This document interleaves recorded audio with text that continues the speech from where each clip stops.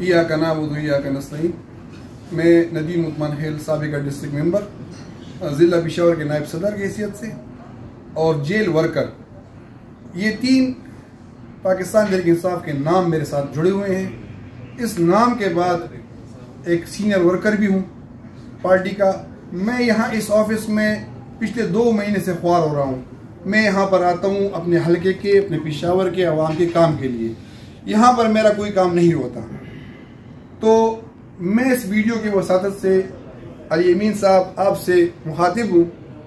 जैसे कि आपने कहा था कि कोई ऑफिसर अगर आपसे कोई रिश्वत तलब करता है, काम नहीं करता, तो आप पत्थर उठाकर उसका सर फोड़े।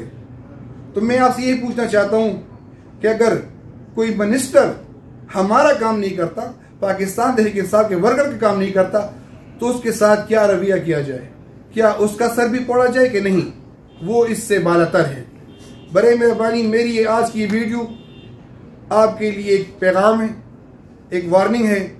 अगर आज के बाद पाकिस्तान तहरीक इंसाफ के वर्कर का काम नहीं होगा, तो कोई मिनिस्टर भी अपने ऑफिस में काम नहीं करेगा। बहुत शुक्रिया, वस्सलाम।